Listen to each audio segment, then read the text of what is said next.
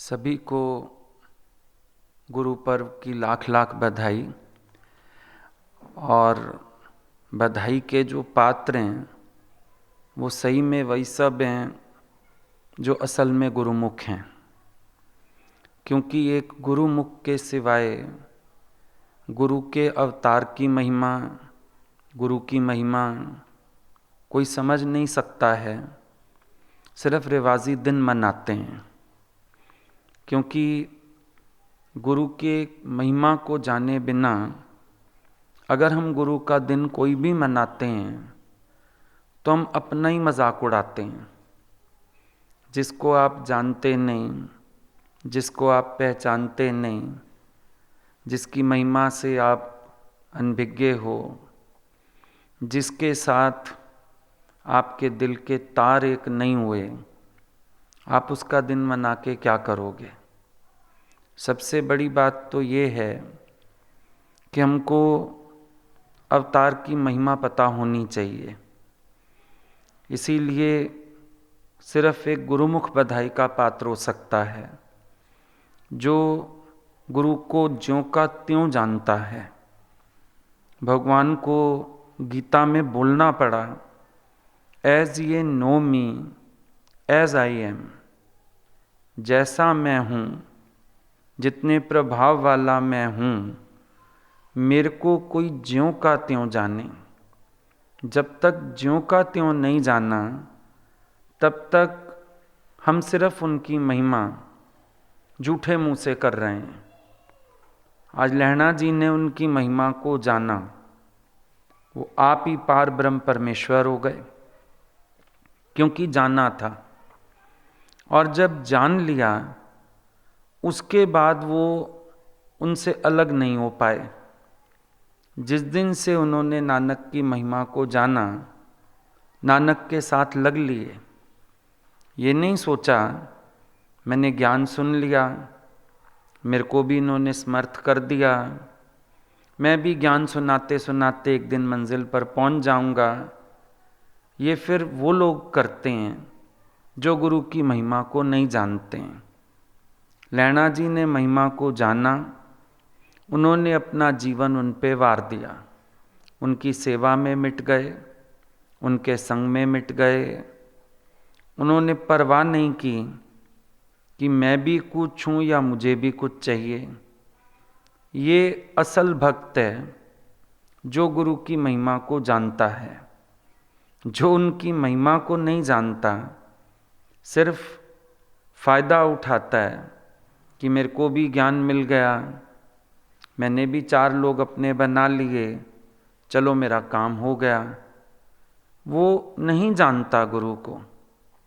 उसकी स्थिति कैसी है, जैसे एक मच्छर पतंगों के बीच में आ बैठे। अब पतंगे तो सारे मिटना चाहेंगे, लेकिन मच्छर तो क्षमा देख के वापस लौट जाएगा। ये एक डिफरेंस हो जाता है कि हम अगर अवतार को जानते हैं, उसकी महिमा को जानते हैं, तो हम वहीं पर मिट के खत्म हो जाएंगे। ये जो कहा आप गंवाइए ता शौ पाइए, आपा गंवाने की ज़रूरत पड़ती है, निरभिमान होने की ज़रूरत पड़ती है। और कोई भी व्यक्ति ज्ञान से अभिमान नहीं गवा पाता, गुरु के संग से गवा पाता है। ये एक अनुभव की बात है कि ज्ञान फिर अहंकार बढ़ाता है। आपको बोलने आ जाता है, 4 लोगों को सुनाना आ जाता है, अभिमान बढ़ता है। गुरु के संग अभिमान मिटता है, क्योंकि गुरु की टोक पड़ती है, गुरु की गाली पड़ती है। सेवा में इंसान कुछ बन नहीं पाता है, तो गुरु के संग अभिमान मिटता है। नानक जी का अवतार जो है, उसको प्रकट करने में भी लहणा जी का ही हाथ है, क्योंकि जो जानता नहीं वो प्रकट कैसे कर पाएगा। आज हम गुरु का साथ करें, गुरु की महिमा को फील करें, तब तो हम गुरु की महिमा गा पाएंगे। लेकिन जिसने साथ नहीं किया, जिसको गुरु के विषय में कुछ मालूम ही नहीं है, वो महिमा भी कैसे गाएगा? सिर्फ ज्ञान बाँटता रहेगा बैठ के, क्योंकि गुरु को तो वो जानता ही नहीं है, उसको कुछ मालूम ही नहीं वो क्या हैं, उनकी जीवन क्या है। उसने उनके संग बैठ के आपा ही नहीं गवाया, उनकी भक्ति में, उनकी महिमा में डूबा ही नहीं। वो क्या जाने वो क्या हैं। अंतर ये हो जाता है। आज उसी स्थान पर जहाँ लहणा जी नानक जी की महिमा को पल पल अनुभव कर रहे हैं, अड़ोस पड़ोस बहुत सारे लोग होंगे, लेकिन किसी ने भी उनको जाना नहीं। जाना होगा बाबा बुढ़ा की तरह, अच्छे संत हैं, सत्पुरुष हैं, ये जान लिया होगा। लेकिन जो लहणा जी ने जाना वो और किसी ने नहीं जाना। जिसने जाना उसने गाया। आज जब गुरु की महिमा समझी हुई है, जानी हुई है, हर बात उनसे ही शुरू होती है, ऑटोमेटिकली होता है। सोच के कोई महिमा भी नहीं गाता, लेकिन अंदर महिमा इतनी बसी हुई है, वही निकलती है। कदम कदम पे उनको देखा, फील किया, उनके संग चल के उनके ज्ञानमय जीवन को भी देखा, भक्ति भी उनके जीवन में सीखी, ज्ञान भी उनके जीवन से सीखा। और हम लोगों का समय तो ऐसा था, हमने कर्मयोग भी देखा, सब वहीं से सीखा। महापुरुषों का दर्शन बाहरी नहीं होता। बाहर से तो शरीर उनका हम लोगों जैसा ही होता है। जिस स्थान पे अवतार लिया, अब कृष्ण भगवान ने ग्वालों की तरह धोती पहन ली, नानक जी ने अपने पंजाब के स्टाइल में चोला डाल लिया। वो तो आज लोगों ने एक वो बना दिया कि भाई ये उनका रूप था, ऐसा वो पहनते थे। दाढ़ी वाला कोई दिख जाए नानक कह दो, पगड़ी दिख जाए सिर पे। बाहरी रूप तो या वेशभूषा कह लो, वो तो ऐसी होती है जहाँ पर अवतार धारण करते हैं, वहाँ के वातावरण के हिसाब से, वहाँ के लोगों के हिसाब से। पर उनका असली दर्शन कहाँ मिलता है? किसी भी अवतार का असली दर्शन उसके चरित्र में और उसकी वाणी में मिलता है। अगर चरित्र की भी बात करें हम लोग, तो कई लोग ऐसे होते हैं जो बाहरी चरित्र की नकल कर सकते हैं। पाखंडी लोग भी हैं, बड़ी बात नहीं है। वो फिर संत के संग बैठ के समझ आता है कि वो करते नहीं है, उनसे होता है। कुछ चीजें उनके सहज स्वभाव में हैं, वो संत के संग समझ आता है। मेन उनका दर्शन होता है उनकी वाणी से, जो उनके नाभि कमल से अनुभव की वाणी निकलती है, वहां उनका असली दर्शन है। वो बनावटी बातें नहीं करते, शास्त्रों की बातें नहीं करते, हल्की हल्की बातें नहीं करते, पर उनके भीतर से जो अनहद बज रहा है भीतर, जो हर वक्त ओम बज रहा है अंदर, जो एक ओंकार अंदर से उठ रहा है, वहां से जो वाणी निकलती है परादेश की, वो उनका असली दर्शन है। संत पता चलता है कहाँ से बात करता है वो। क्योंकि एक बात आप देखो, जो नानक जी ने बोला वो किसी शास्त्र में तो लिखा हुआ है ही नहीं, सब उनके अनुभव का ज्ञान है। कहाँ से बोला उन्होंने? जो फील किया वो बोला। जिस अगम देश में जाके वो टिक गए, उस अगम देश की खबर पहुंचाई सब तक। जिसको लोगों ने अकथ कहा कि अकथनीय परमात्मा, इन पहुंचे हुए पूर्ण पुरुषों ने उसको भी कथ दिया। इतना तो कम से कम कथन कर दिया कि पीछे आने वाले उस अकथनीय तत्व को प्राप्त कर पाए। ये उनकी महिमा है। कहां से वो बात करते हैं? संत का काम ऐसे हल्की हल्की बात करके दिल बहलाना नहीं होता किसी का, कि अभी तुम आओ, गुरु हल्की हल्की बातें कर दे, तुम्हें खुश कर दे, अभी फॉर द टाइम बीइंग, चलो काम बन गया, सागर किनारे गए थे, ठंडी हवा खाए। लेकिन ये जो पूर्ण पुरुष हैं, ये करें आप समान। इनको पता है गोता कहाँ लगाना है। गोताखोर देखा होगा, हर जगह गोते लगाने से मोती नहीं मिलते हैं, कि समुंदर में कहीं भी गोता लगा लो मोती मिल जाएंगे। आजकल तो कई जगह करते भी हैं, पानी में ना ऑक्सीजन सिलेंडर लगा के ले जाते हैं नीचे घुमाने, समुंदर में भी साथ चलते हैं, खुद ले चलते हैं, चलो भाई तुम्हें भी घुमा दें। लेकिन कभी हमने नहीं सुना कि कोई मोती लेके आया हो। गोताखोर को पता होता है कहाँ गोता लगाने से मोती मिलेगा। आने वाले भी भ्रमित होते हैं, गुरु जैसा ज्ञान बोलना सीख जाएं, शायद हम आप समान हो गए। कई बार कई संत भी खुश हो जाते हैं। हमने लेक्चर के लिए 1-2 लोगों को प्रकट कर दिया, 50 लोगों को भेज दिया, जाओ जाओ जाके लेक्चर करो।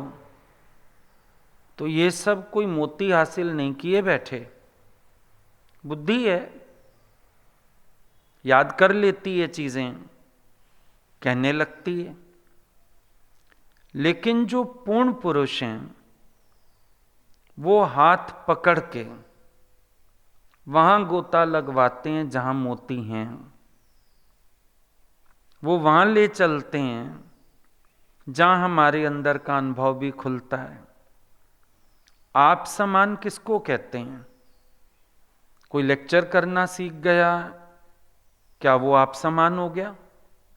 नहीं। अनुभवी की शरण में उसके अनुभव के तल को छू ले, वो आप समान हुआ।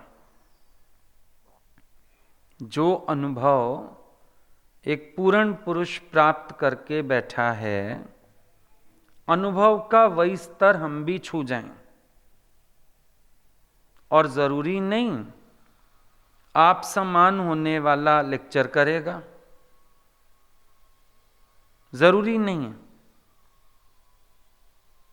लैना जी को बाद में आज्ञा हो गई नानक जी की, किया सत्संग, लेकिन जब तक नानक जी थे वो सेवा में मशगूल थे, वो रस पीने में मशगूल थे। चाहे निश्चय करा दिया, चाहे कुछ करा दिया, पर उनको गुरु की महिमा पता है। सो क्यों विसरे जो विखते काडे, जन्म जन्म का टूटा गांडे। तब वो क्यों विसरे जो विखते काटे, माया के विष से निकाला, विकारों के विष से जिसने निकाला, सो क्यों विसरे। और जन्म जन्म का टूटा गांडे, जो जन्म जन्म का टूटा संबंध था सत्य से, वो जोड़ा। तो गुरु की महिमा को समझाना, गुरु की महिमा को जाना। फिर उन्होंने अपने जीवन की यात्रा को किधर मोड़ दिया, गुरु के पीछे पीछे। अपने जीवन को कैसा ढाला, गुरु का जो आदर्श का सांचा था, वाणी का सांचा था। क्योंकि ये भी गलती हो जाती है कई बार कि हम क्या करते हैं कि हम गुरु को कॉपी करने लगते हैं। पर जो गुरु कहे वो कर, जो करे वो कभी ना कर, कभी कॉपी मत करो। तो इसीलिए गुरु के वाणी रूपी सांचे में अपने जीवन को ढालना होता है, क्योंकि आकार उसी में मिलता है। गुरु की नकल करने में आकार नहीं मिलेगा, बद से बदतर हो जाओगे और बिगाड़ हो जाएगा। जो करे वो करने की कोशिश नहीं करनी है, जो कहे वो करना है, जो कहे उस वचन की पैरवी करनी है। ये ध्यान रखना होता है। तो जब हम महापुरुषों की शरण पहुंचते हैं, उनको जानना, उनकी महिमा को समझना, उनके अकॉर्डिंग अपने को ढालना। अब जब कुछ प्राप्त हो तब तो मुबारक समझ में आएगी। भाई शादी हुई मुबारक को, बहू मिली है, पत्नी मिली है। बेटा हुआ मुबारक को, बेटा मिला, पोता मिला, मुबारक। अब गुरु मिला, मुबारकें। गुरु का दिन है, मुबारकें। पर ग्रंथ साहब क्या कहता है? आनंद आनंद भया मेरी माई, सतगुरु में पाया। मुबारकें कब हैं? आनंद आनंद भया मेरी माई। गुरु मिला तब जानिए जब मिटे मोहमन ताप। हर्ष शोक व्यापे नहीं, तब गुरु आपे आप। सतगुरु मेरा नानक रूप है, कृष्ण रूप है। तुम उपमाएं नहीं भी दोगे ना, फर्क नहीं पड़ेगा। बड़ी गलत फहमी है। शायद महिमा गाने में गुरु ही नानक है, गुरु ही कृष्ण है, गुरु ही राम है। गुरु को ज्यों का त्यों जान लो ना, वो ज्यादा जरूरी है। अब नानक कह के फिर नानक को परखने लगोगे उसमें, कृष्ण कह के कृष्ण को परखने लगोगे उसमें। आंख और बुद्धि तो तेज है ही तुम्हारी, और गुरु को कोई फर्क नहीं पड़ता तुम उसको नानक कह रहे हो या नहीं। भाई आज के दिन तुम फोन करो, हैप्पी बर्थडे ही बोलो, तो गुरु भी मान ले, हाँ हाँ मेरे को नानक मानता है। लेकिन हम लोग गुरु जी को विश करते थे, वो पलट के कहते थे सेम टू यू। तो एक बार पूछा, भैया आप सेम टू यू क्यों कहते हैं? किसी को भी हैप्पी बर्थडे कहा जाए, ज्यादा में ज्यादा थैंक यू कह देता है, और आपको तो थैंक यू भी कहने की जरूरत नहीं, आप तो आशीर्वाद दीजिए। बोला तत्व तो एक है, इसीलिए तुमको भी बधाई है। और दूसरी बधाई इस चीज की कि अगर तुम महसूस कर पा रहे हो सतगुरु का अवतार क्या होता है, अगर गुरु के संग तुमने उस महिमा को महसूस किया, तो तुम आज के दिन में गदगद होंगे, महिमा गा पाएंगे। तुम्हें ये नहीं ध्यान रहेगा कि आज सिखों के गुरु का या उसका, तुम तो अपने गुरु को पाके हर्षित। जैसे किसी के घर डेथ होए, कोई लेडी जाती है, उसको अपना पति याद आ जाता है, रोआती है, उसके पति को थोड़ी रो रही है, अपने वाले को। ऐसे अगर अपने गुरु की महिमा को समझा है तो चाहे जन्माष्टमी हो, चाहे गुरु नानक बर्थडे हो, तुम्हें अंदर मजा आएगा। पाया है ना, क्योंकि जिसने पाया नहीं, महसूस नहीं किया, शब्दों के स्तर पे नाच रहा है, उसके लिए दिन होना ना होना क्या फर्क पड़ता है। कई संत भी कहलवाना पसंद करते हैं, खुद ही बोलते हैं शिष्यों को, गुरु ही नानिक है, गुरु ही ऐसा है, हाथ ऐसे कर बैठते हैं जैसे हम ही सब कुछ हो गए। नानक नाम धराने से भी कुछ नहीं, नानक जैसा कपड़ा पहनने से भी कुछ नहीं, लेकिन नानक ने जैसे लहने को तैयार किया, महिमा तो गुरु की वहां समझ आती है। जैसे उन्होंने उसको हर प्रकार का बोध कराया, वैराग वृत्ति में टिकाया, ब्रह्माकार वृत्ति में टिकाया, पूर्ण जागृत पुरुष बनाया, वाणी का प्रवाह देखो नानक का क्या है, तब समझे ना संत को भी। अब बोल दिया, नानक जी ने भी पहचान दे दी, जिस मिलिए मन होए आनंद सोए सतगुरु कहिए। बहुत से लोगों को आनंद पता ही नहीं, आनंद कहते किसको है। जिस मिलिए मन होए आनंद, बाहर से आए, दर्शन किया, मेला देखा, ढोलक बजी, भजन हुए, नाचे गाए, बड़ा आनंद आ गया, बड़ा आनंद आ गया। हाँ, जिसमें लिए मन होए आनंद। एक कंपैरिजन करना, ये जो तुमने अभी महसूस किया इस सब शोर शराबे में, मेले में, क्या ये तुम पहले अनुभव नहीं कर चुके? शादियों में, ब्याहों में, पार्टियों में, ये सब तो तुम अनुभव कर चुके हो। वो खुशी है। आनंद किसको कहते हैं? पहले कंपैरिजन ये भी तो कर लो, पता ये भी तो कर लो, आनंद क्या है और खुशी क्या है। बस जिसमें लिए मन होए आनंद। हम आए, 2 दिन रहे, 4 दिन रहे, बड़ा मजा आया। अब आजकल कहते हैं YouTube पे सत्संग सुना, बहुत आनंद आया, हो गया। जिसमें लिए मन होए आनंद, हो गया काम, सोए सतगुरु कहिए। सतगुरु पहले आनंद में और खुशी में अंतर करना भी तो सिखा दे। गुरु साहब के घर पोता जन्मा, पोता जन्मा तो फंक्शन था पोते का, सब आए हुए थे।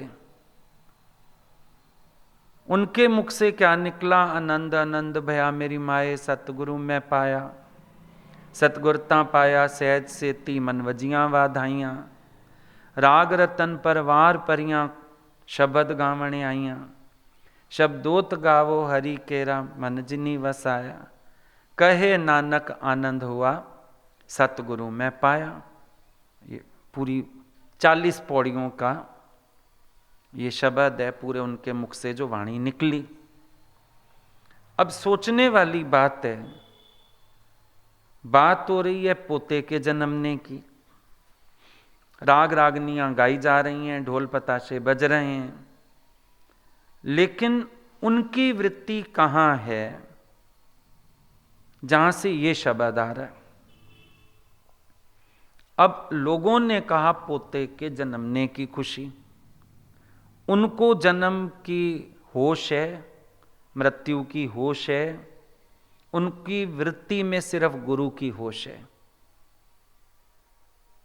जो भीतर से जुड़ा रहता है माहौल कोई भी हो उसी हिसाब से। कई बार गुरु के साथ हम लोगों ने चल के देखा, माहौल जैसा होता था वो वहीं के एग्जाम्पल से शुरू हो जाते थे, उसी माहौल से वाणी निकलने लगती थी उनके गट से। समझ आता था इनको दृश्य दिखते हुए भी नहीं दिख रहा है। शादी में चलते थे, शाद माना आनंद, वो तो अपने अंतर्मुख हो गए। शाद माना आनंद, लोगों ने देखा भगवान शादी में गए, भगवान तो शाद का अर्थ ही आनंद कर रहे हैं, वहां बैठ के भी वचन सुना रहे हैं, वहां बैठ के भी उनके मुख से वाणी चल रही है। समझ आता है? खुशी में, आनंद में हमें अंतर भी तो करना है, अंतर करना ही नहीं आ रहा है। आनंद ऐसा, इसमें राग नहीं, द्वेष नहीं, तेरा नहीं, मेरा नहीं, छोटा नहीं, बड़ा नहीं।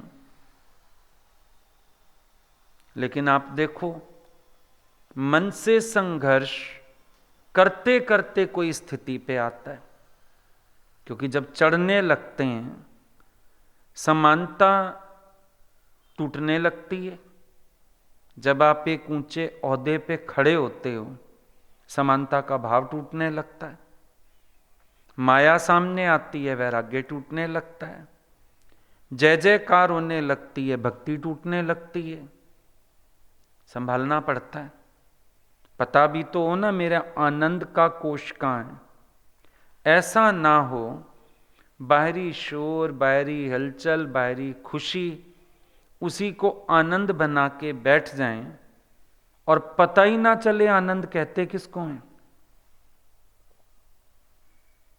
कि समानता का भाव, मुदिता का भाव बड़ा मुश्किल होता है। बहुत चढ़े हुए लोगों को देखा, राग द्वेष से हृदय खाली नहीं दिखा।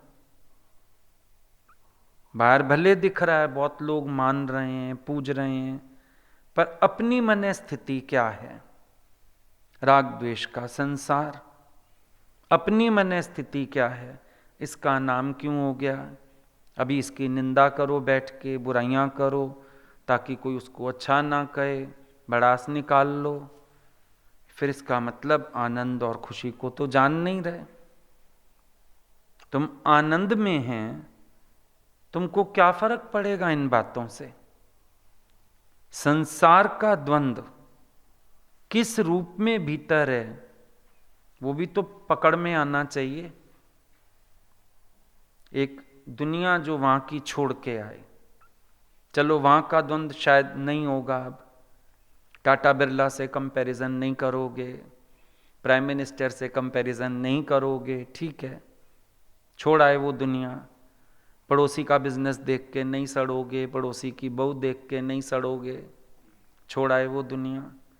यहाँ की दुनिया में राग द्वेष क्यों है? यहाँ की दुनिया में द्वैत क्यों है? यहाँ की दुनिया में द्वंद्व क्यों है मन में? कोई तुम्हें पूछे ना पूछे, किसी का नाम होए, किसी का यश होए, तुम्हारे अंदर हलचल क्यों? तुम्हारे अंदर शिकायत क्यों?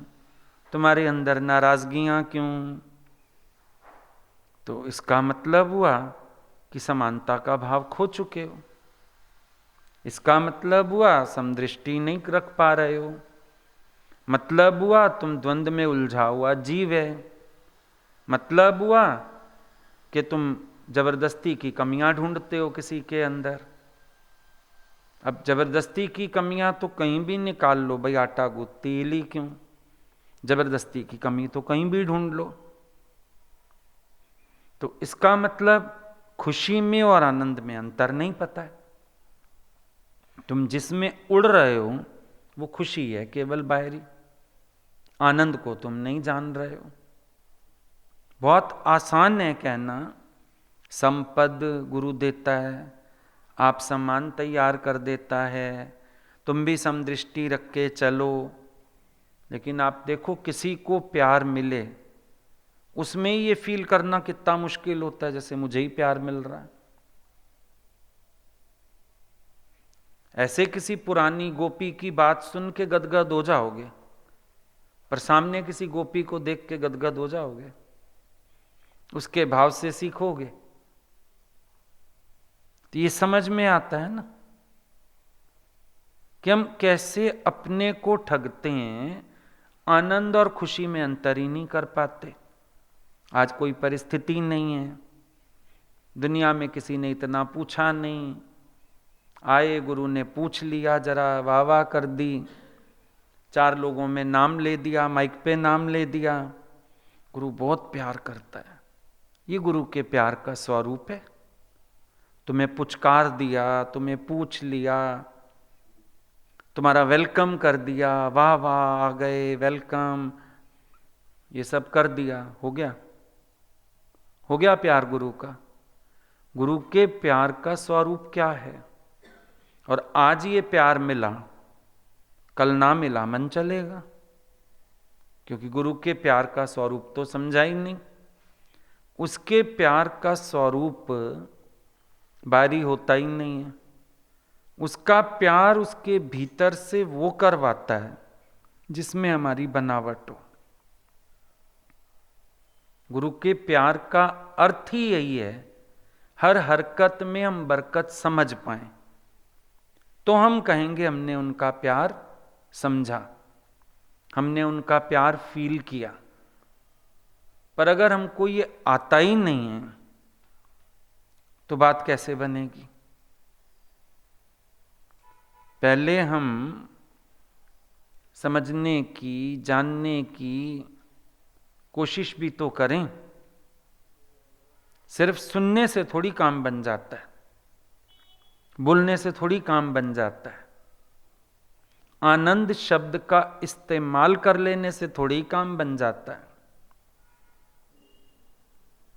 अब जब शुरुआत हुई, भाई नानक जी 3 दिन के लिए नदी में कूद गए, लोगों ने सोचा डूब गए। 3 दिन बाद बाहर निकले तो क्या था? जपजी साहब का वचन था उनके पास। तो क्या है ये नदी? जब मन भक्ति में डूबता है। 3 दिन माना 3 पहर तो कम से कम भक्ति में डूबे रहो, चिंतन में रहो, मौज में रहो। थोड़ा बहुत चलो जो शरीर का व्यवहार है, चौथा पैर उसको दे दो। लेकिन जब तक कोई भक्ति में गुम नहीं होता, ज्ञान का अनुभव भी नहीं खुल सकता उसका। भक्ति में डूबेगा तो ज्ञान खुलेगा, वरना तो उसके पास बुद्धि के स्तर का ज्ञान है। और बुद्धि ऐसी है, इसको जैसा ट्रेंड कर दो हो जाती है। अभी आप सड़क पे खड़े हो, किसी का इंतजार कर रहे हो, अब बुद्धि में उसकी फोटो तो है, हर आने वाला वही दिखता है। भ्रम तो पैदा कर लेती है बुद्धि, ज्ञान सुन सुन के भी भ्रम पैदा कर लेते हैं, हम बड़े आराम से पैदा कर लेते हैं और खुश हो जाते हैं, हम भी आनंद में आ गए। आज भी झांक के देखो, पूर्णतया सच्चाई है। जो बोल रहे हो वही सच है, या अंदर और है बाहर और है? कई बार लोग प्रशंसा भी करते हैं किसी की, लेकिन वो प्रशंसा भी बड़ी आर्टिफिशियल, दिखावे वाली, शो ऑफ करने वाली। भाई हम सबको ये दिखाएं अगले व्यक्ति को, हम तुम्हें बड़ा मानते हैं, बड़ा पूछते हैं, बड़ा पूजते हैं, और अंदर वाला कहता है मेरे को सब आता है। तो अंदर बाहर से भी एक ना हुए। ज्ञान ट्रांसपेरेंट भी तो करे।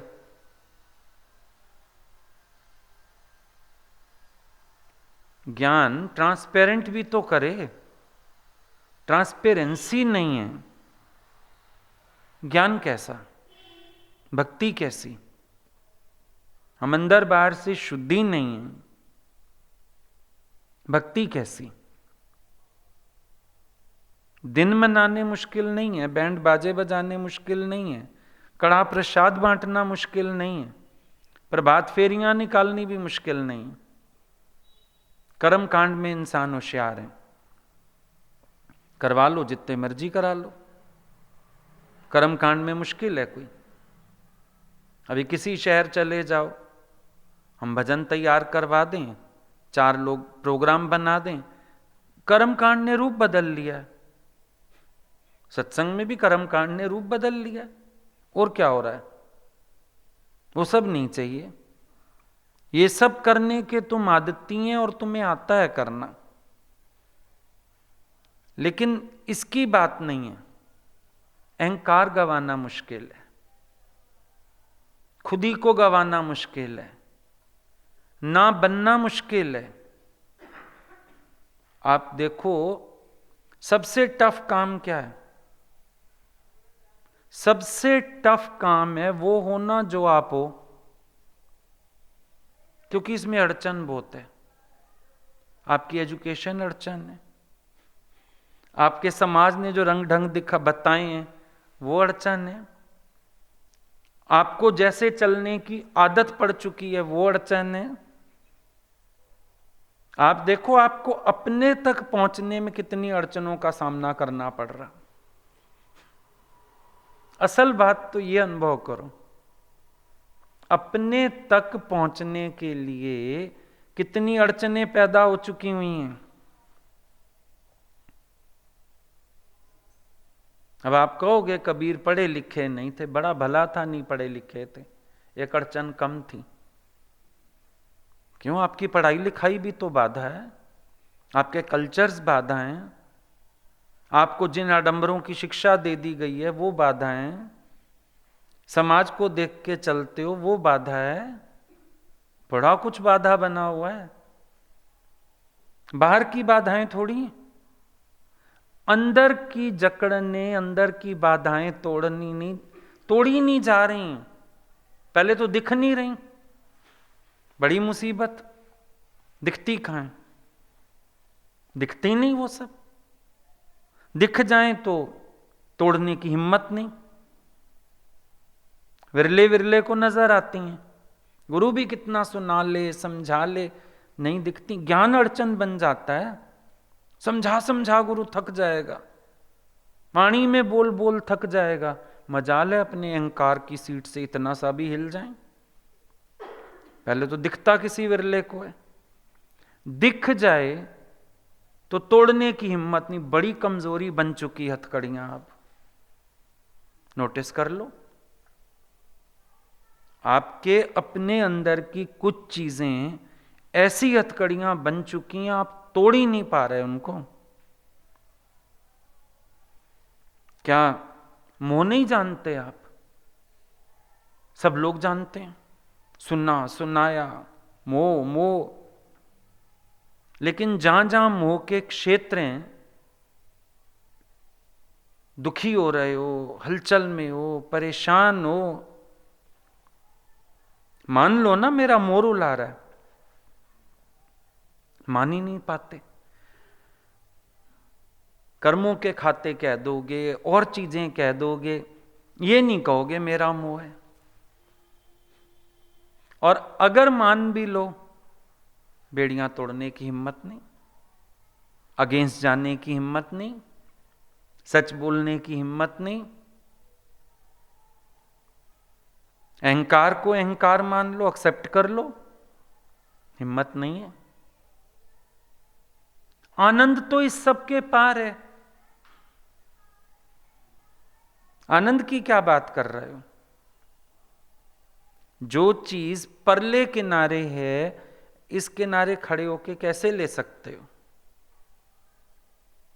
आनंद इन सब के पार है, और इन सब को पार करने में पुरुषार्थ है। अवतार न्यारे किस लिए?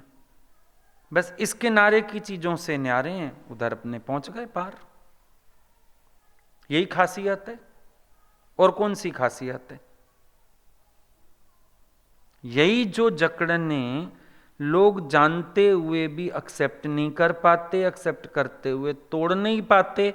जिन्होंने एक्सेप्ट कर लिया और दम लगा के तोड़ लिया, वो मंजिल पे जा खड़े हुए। यही है, और क्या है। अब गुरु की मदद किस लिए है? गुरु की मदद इसीलिए है कि वो एक्सेप्ट करना सिखाता है, फिर तोड़ना सिखाता है इन बेड़ियों को। आप समान करना थोड़ी है, आप समान तो तुम हो, तत्व से सब एक है। हिम्मत किसके लिए चाहिए? अपनी गाड़ी को हम अकेले पुश नहीं कर पाते खड़ी हो जाए, एक बंदे का साथ मिल जाए, जरा स्मूथ हो जाता है फ्रिक्शन। चलो धक्का मारते हैं। गुरु किस लिए खड़ा है पास? बार बार बार बार बोध दे के एक्सेप्ट करने की ताकत भरता है। एक्सेप्ट करो, जो जकड़ने हैं उनको एक्सेप्ट करो। रामकृष्ण परमहंस को बिना किसी के मदद के जो पदवी प्राप्त हो गई, जो अनुभव प्राप्त हो गया, क्या विवेकानंद की पढ़ाई नहीं बनी बाधक? सवाल जवाब किस लिए थे? बुद्धि किस लिए चलती थी? राम कृष्ण में भी शंका किस लिए करता था? क्यों कहता था मैं इससे बेवकूफ बनने वाला नहीं, मैं पढ़ा लिखा, LLB पास, समझदार? है नहीं आपकी एजुकेशन बाधक? उसका अहंकार बाधक है नहीं? विचार करके देखो थोड़ा सा।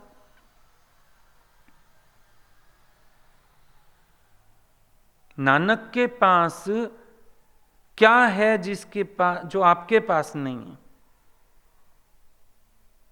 नानक के पास तो उल्टा कुछ भी नहीं है, आपके पास तो बहुत कुछ है।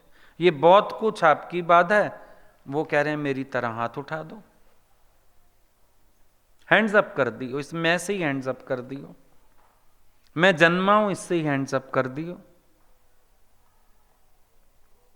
कुछ हो किसी के पास, ज्ञान हो किसी के पास, नहीं, इस ज्ञान से भी खाली हो जाना है, इसको भी काहे रख के बैठना है। इसकी होशियारी फिर एक बंधन है। ये आखिरी ताला है जो हम खुद लगाते हैं। मैं ज्ञानी, मैं समझदार, मैं विवेकवान, मेरे को लोग जानते हैं, मेरे को लोग पूछते हैं, मैं बहुत अच्छा ज्ञान बोलता हूं। लो ये ताला भी तोड़ना है, इसके भी पार चले जाना है। जब ये एहसास हो जाए मैं कुछ नहीं जानता हूं, जानना बुद्धि का विषय है, मैं तो ज्ञान स्वरूप हूं, बोध स्वरूप हूं, जागती ज्योत हूं। ज्योत अलग है जिसको मैं देखूंगा, बोध अलग है जिसको मैं जानूंगा, ज्ञान अलग है। ज्ञाता ज्ञान गे त्रिपुटी हो जाएगी, पार है इससे। वही तो नानक है, वही नानक है। बाहर की फकीरी हो ना हो, असल में उनका फकीरी वेश उनके भीतर की फकीरी की पहचान दे रहा है। असल जो बात है,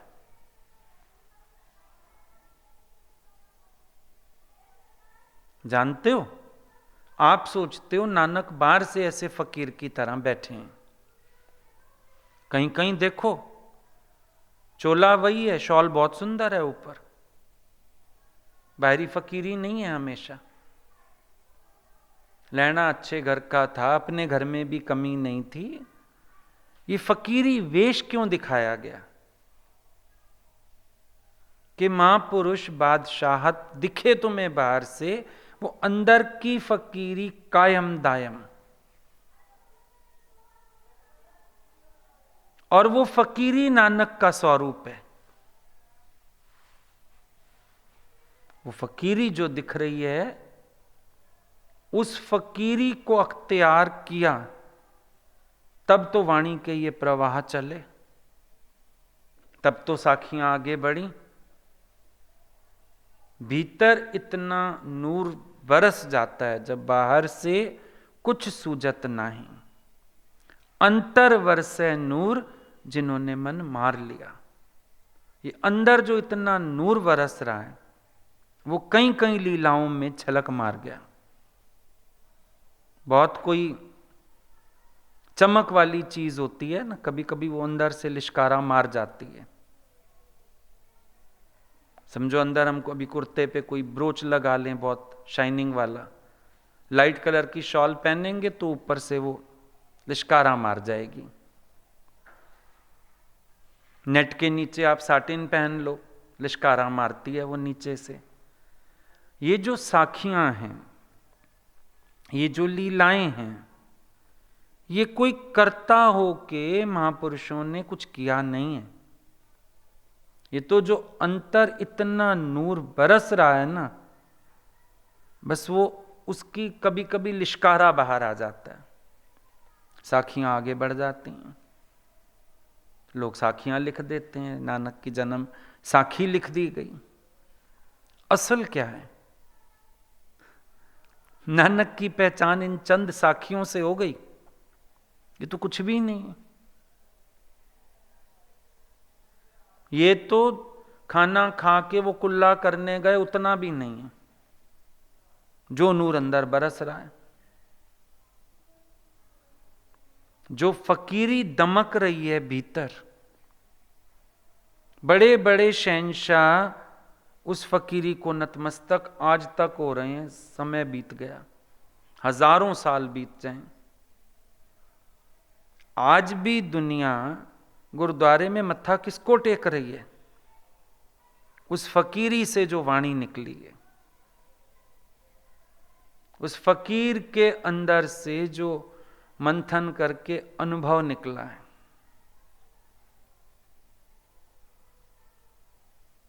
क्या किया इन्होंने? मैं की मटकी फोड़ के हृदय मक्खन कर लिया अपना। दुनिया वाले मक्खन ढूंढ रहे हैं। इन अवतारों ने क्या किया है? मैं की मटकी क्या फोड़ी, मक्खन प्रकट कर लिया। अब दुनिया झुक रही है। बड़े बड़े सेठ, साहूकार, धन्ना सेठ उनके गुरुद्वारे में जाके सेवा कर रहे हैं। आज भी हम ये नहीं कह सकते कि इस सेवा से कुछ प्राप्त ना होता होगा, आज भी नहीं कह सकते। गुरु दर की सेवा फिर भी कुछ देगी, क्यों नहीं देगी?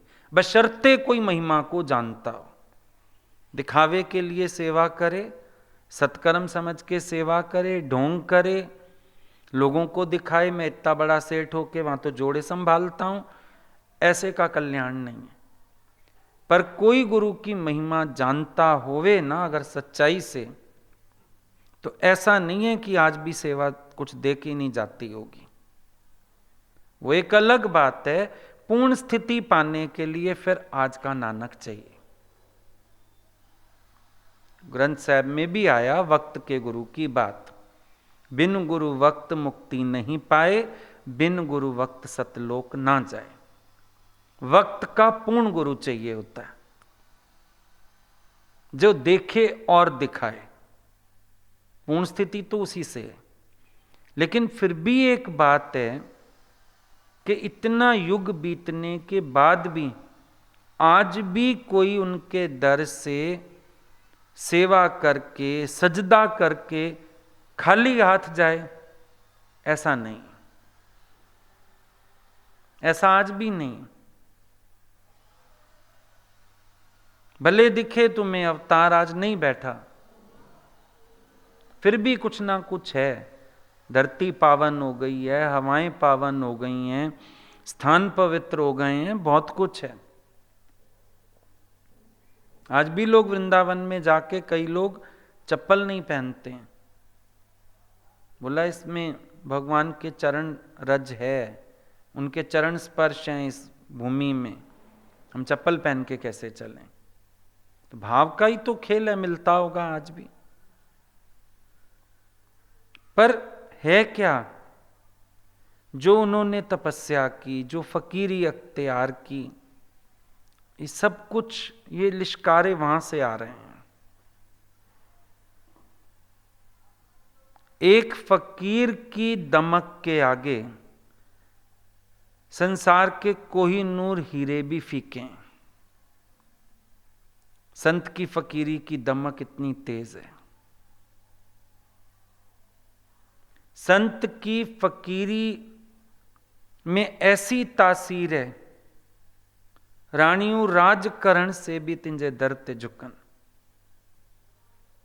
राजा महाराजा जो राज्य करते हैं ना, वो भी उनके पैरों में आके झुकते हैं। ये उनकी फकीरी की दमक है। ये उनके भीतर जो सुषुप्त शक्तियों का जागरण हो चुका है सारी। रामकृष्ण परमहंस, इतनी ताकत है, स्पर्श से समाधि में ले जाएं किसी को। विवेकानंद का तो एग्जाम्पल ही है, और भी कई आते थे, उनको छू के भी पवित्र करते थे। अपने स्पर्श से उनके अंदर की कुलिष्टता निकाल के उनका इस मार्ग पर शुरुआत करवाते थे। कहां से आई ये ताकत? क्या लेके बैठे थे वो? कोई राज्य था, सिंहासन था, कोई हीरे मोती थे, क्या था?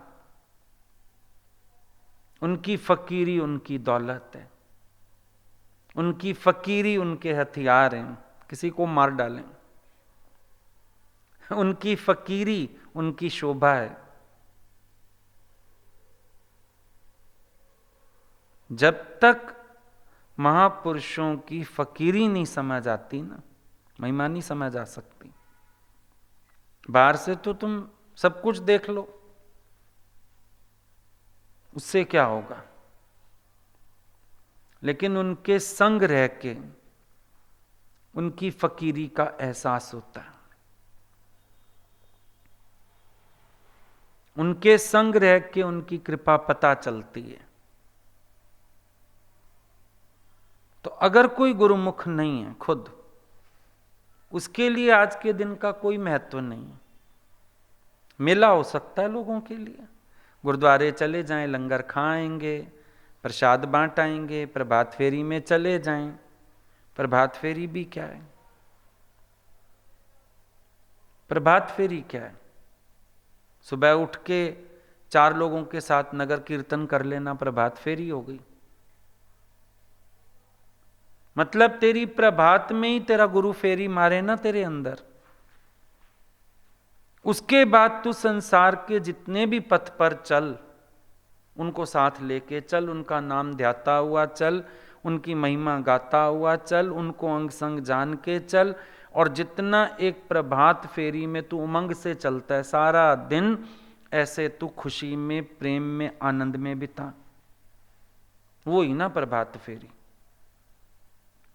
प्रभात फेरी मना प्रभात हो गई तेरे जीवन में, और अब जो तू फेरी मार रहा है ना, वो उसके नाम की मार रहा है। अब दुनिया में तू बस फेरी मार रहा।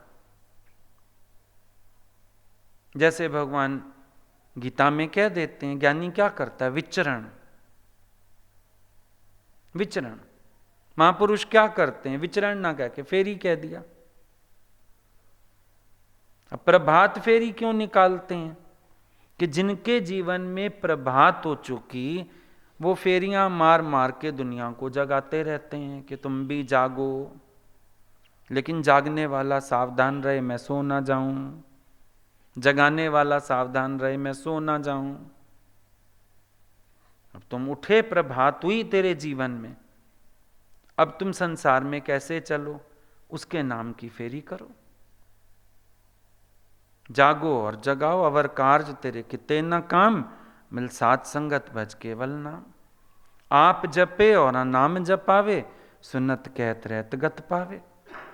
भले तू खाता हुआ, सूंघता हुआ, चलता हुआ, स्पर्श करता हुआ नजर आए दुनिया को, पर तेरे को ये पता हो कि तू बस फेरी मार रहा है। तेरे को ये पता हो तू कहीं नहीं अटका हुआ है। तेरे को ये पता हो तेरे जीवन में सिर्फ आगे चलना है। जैसे नदी पीछे की तरफ नहीं जाती, ऐसे ज्ञानी भी आगे बढ़ता रहता है। पीछे क्या मुड़ना, क्या देखना, किसको देखना, क्या जानना, कुछ भी नहीं। ज्यों का त्यों अपने में स्थित है, यही उसकी प्रभात फेरी है। अब ज्ञानी अर्ली मॉर्निंग प्रभात फेरी थोड़ी निकालता है, सारा दिन ही प्रभात फेरी है। आपने सोचा प्रभात फेरी माना सुबह की फेरी, प्रभात माना जिनके जीवन में प्रभात हो गई। ज्ञान का सूर्य जो अस्त हो गया था पुनः उदय हो गया, अज्ञान की अंधेरी रात चली गई, प्रभात हो गई जिसके जीवन में, अब वो फेरी मार रहा है। नहीं तो फिर सारा दिन तो ज्ञानी को बोलना नहीं चाहिए ना। एक बार सवेरे प्रभात फेरी मार आए और शांति से बैठ जाए। पर प्रभात जीवन में प्रभात हो, सुबह वो नहीं जो घड़ी में सुबह 4 बज गए, पौ फटने वाली है, सूर्य उदय होने वाला है, उस समय फेरी मारनी है। ज्ञानी सारा दिन फेरियां मार रहा, सारा दिन तो निष्काम पे रटन पे है। नानक ने कौन सी प्रभात फेरी चलाई थी? आप ही चलते थे सारा दिन, और जहां बैठ जाते थे। अब लोगों के लिए तो दिन में भी रात है, रात में भी रात है, और ज्ञानी के लिए नहीं, वो डूबता सूरज अमावस का अंधेरा हो। दिन में भी दिन है, रात में भी दिन है, सोते हो या जगते हो शिव ओम की सदा गुंजन। उनकी स्थिति तो ये है। फिर अब वो प्रभात फेरी के लिए कौन सा टाइम निकालें, कितने बजे सोचें प्रभात फेरी? उनके जीवन में प्रभात ही प्रभात है। No afternoon, no evenings, no nights, प्रभात ही प्रभात है। प्रभाती तारे तुम्हें दिखे प्रभात में, पर सूर्य की रोशनी बढ़ गई, तारे थोड़ी गुम हो गए, वो वहीं हैं। तुम्हारी आंख को कल प्रभात में दिखेंगे। ये महापुरुष वही प्रभाती तारे हैं, हर वक्त दमकते हैं, हर वक्त दमकते हैं। उनके अपने जीवन में प्रभात है। तो जाने तो सही पहले महिमा को। लोग जान नहीं रहे, बस दिन मना रहे हैं। खुश हो जाएंगे, हम आज मत्था टेक के आए, हम आज लंगर खा के आए, हम आज गुरुद्वारे होके आए। उससे क्या, उससे क्या होगा?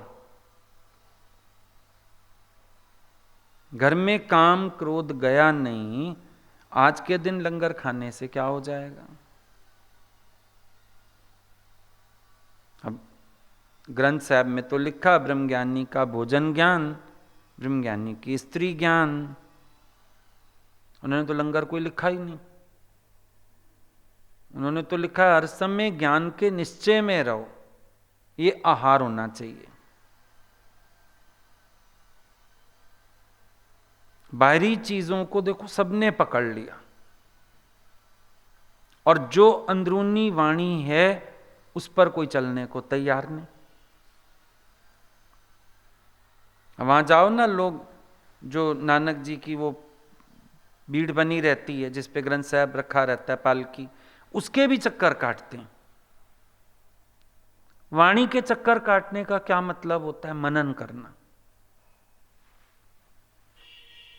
बाहर पुस्तक का चक्कर काटने से कुछ नहीं होता, वाणी के चक्कर काटो, माना मनन करो, बार बार गुरु की वाणी का ध्यान करो, ध्यान करो। क्यों? एक शब्द भी ध्यान में आ जाए काम बन जाता है। एक वचन भी उनका हृदय में धारण हो जाए, हमारा कल्याण करने के लिए काफी है। हम उस दिशा में तो चलते नहीं, और दिशा में चल पड़ते हैं और सोचते हैं हमने काम कर लिया। अब वाणी को भाई ग्रंथ साहब को रुमाला साहब चढ़ाओ। गुरु की वाणी को रुमाल चढ़ाने का क्या मतलब? आदर देना। अब आदर कैसे दोगे जब अपने हर कर्म में उतारोगे? कितने गड़े हुए काम वाले रुमाले चढ़ाते हैं, जितनी हैसियत जितना महंगा चढ़ा लेते हैं। लेकिन रुमाला साहब चढ़ाने का मतलब ढक दी वाणी मतलब हीरा पायो गांठ गठियायो, बार बार वाको क्यों खोल ले, अंदर ले जा गुरु की बात को और मनन कर, गोट निश्चय कर, जागृत हो जा। तो जब हम इन सब चीजों को समझ लें, फील कर लें, तब दिन मनाने का फायदा। इसीलिए मैंने बोला कि जिसने गुरु को जानना, जो असल गुरुमुख है, उसको आज का दिन मनाने का अधिकार भी है और असल बधाई का पात्र भी है। ठीक है, अभी एक भजन कर लेते हैं। तुम शरणाई आया ठाकर, तुम शरणाई आया, तुम शरणाई, तुम शरणाई आया ठाकर, तुम शरणाई आया।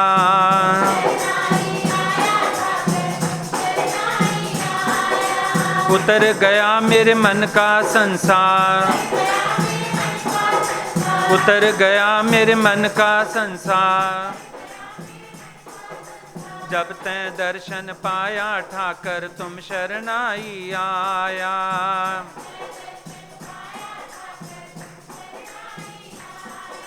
तुम शरणाई आया ठाकर, तुम शरणाई आया।